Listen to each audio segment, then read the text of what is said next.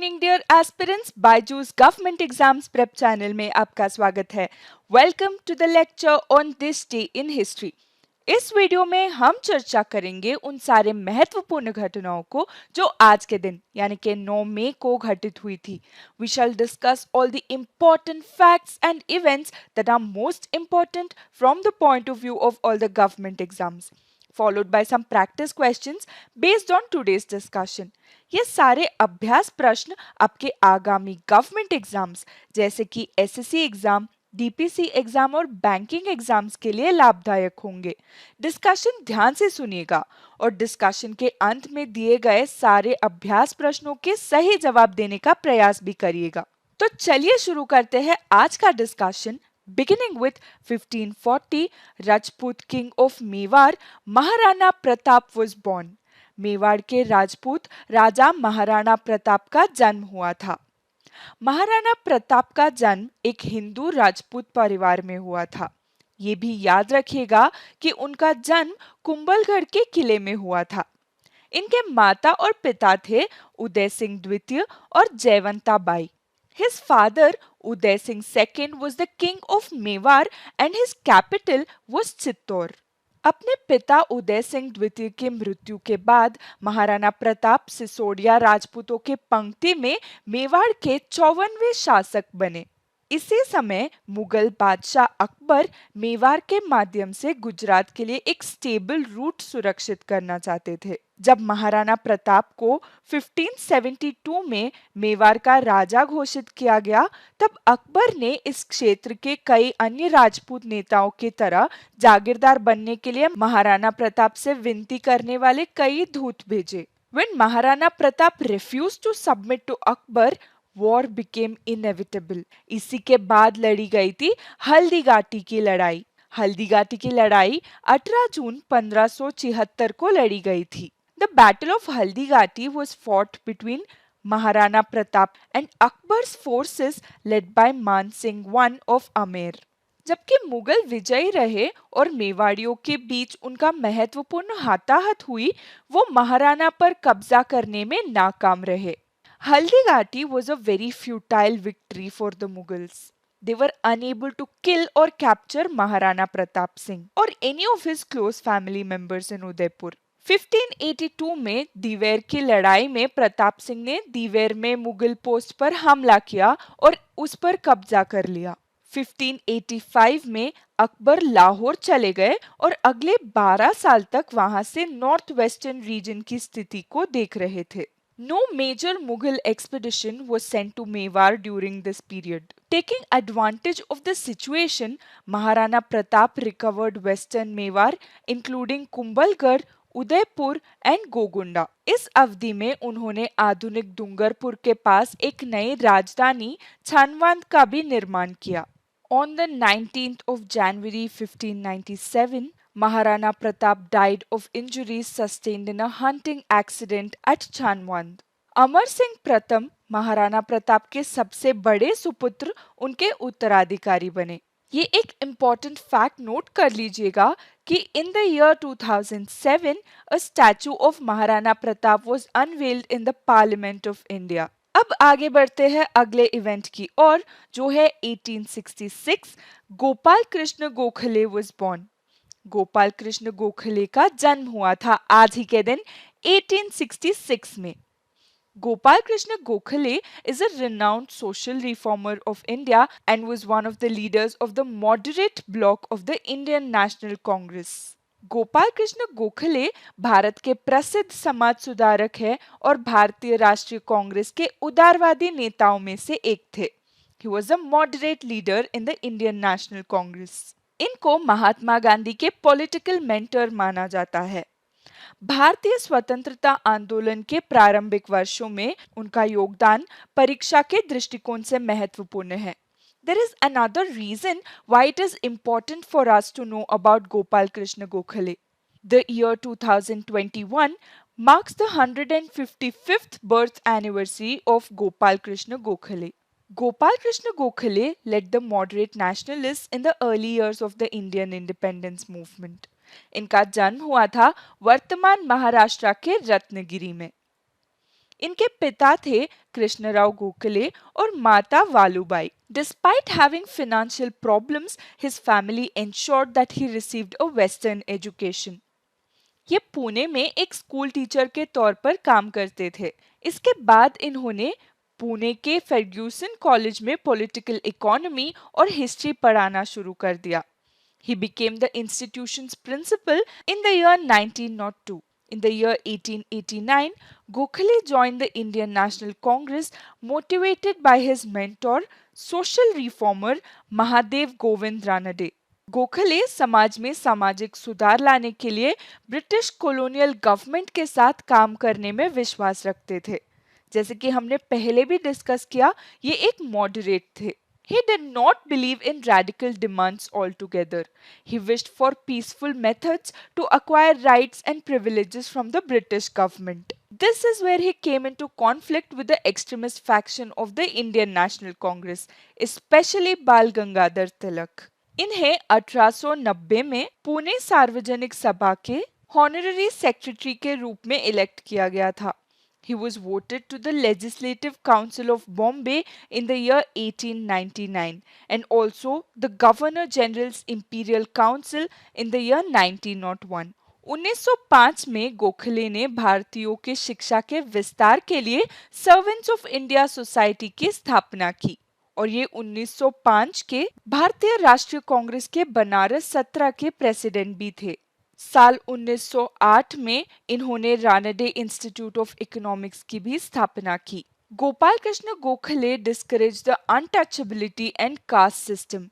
He pleaded for the liberation of women and supported the cause of female education. Another important fact for your examination is that Gokhale also started a newspaper known as Jnana Prakash.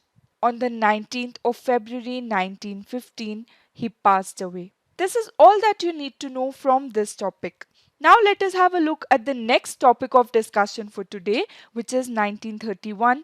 German-American physicist Albert Abraham Michelson passed away. German अमेरिकी भौतिक विज्ञानी Albert Abraham Michelsen का निधन हो गया. Albert Abraham Michelsen का जन्म हुआ था 19th of December 1852 में in the kingdom of Prussia, जो वर्तमान पोलैंड है.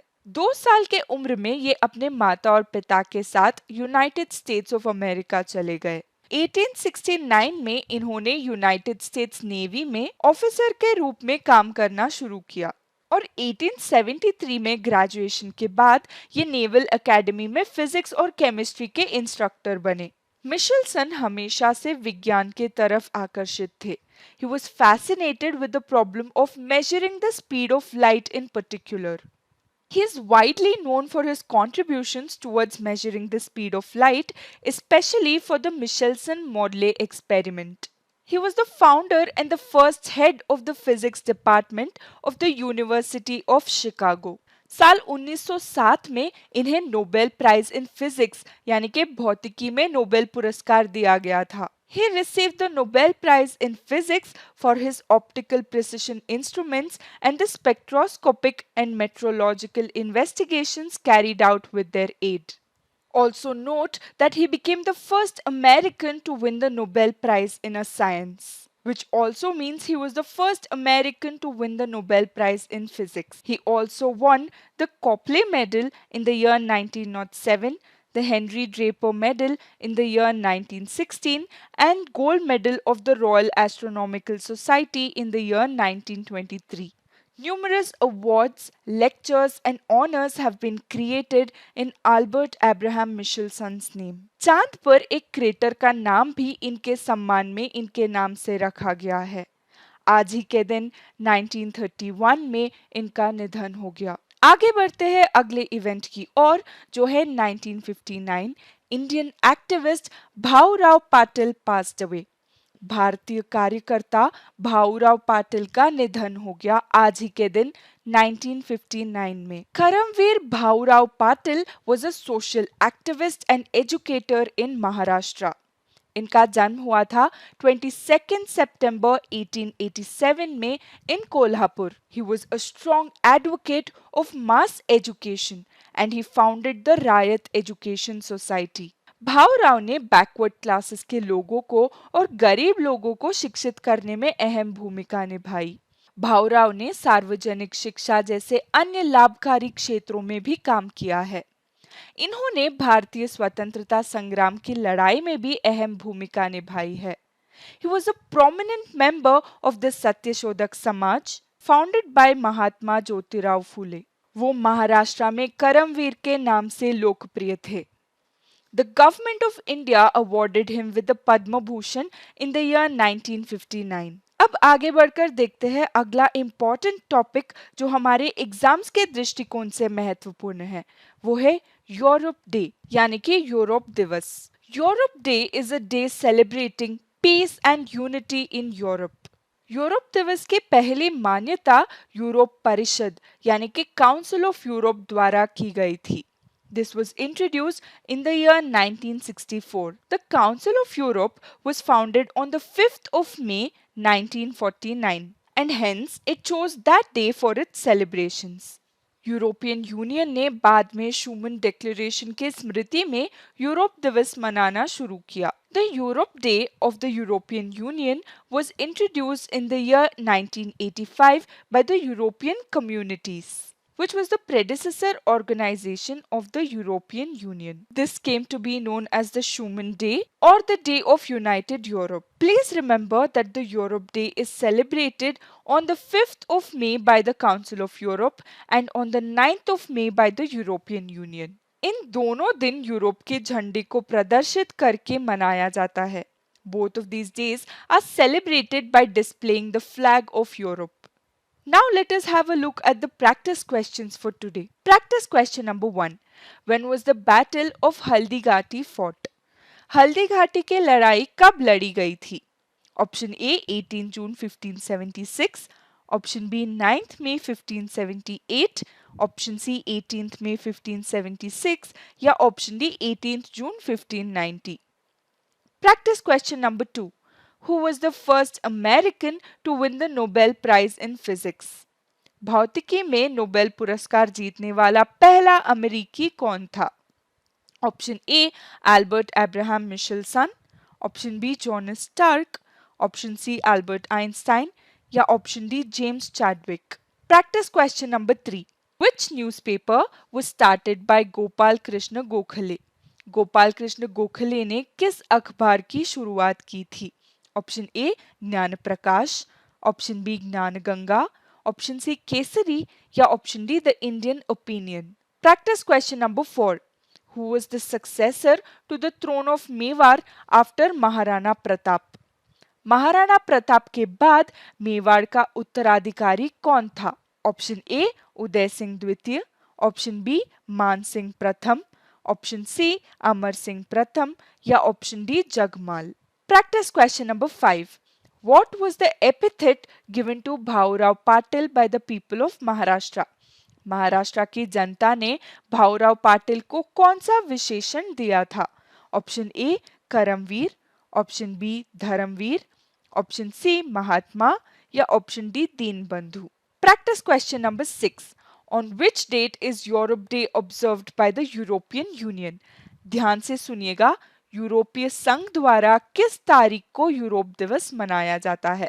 ऑप्शन ए 1 मई, ऑप्शन बी 5 मई, ऑप्शन सी 9th में या ऑप्शन डी 10th में. With this question we've come to the end of today's discussion. मैं उम्मीद करती हूँ कि इस डिस्कशन से आपको वैल्यूबल इंफॉर्मेशन मिला हो. If you do like this session, इस वीडियो को लाइक करें और अपने फेलो एस्पिरेंट्स के साथ शेयर करें. कल फिर से मुलाकात होगी with more important facts for your government exam preparations. Thank you for watching.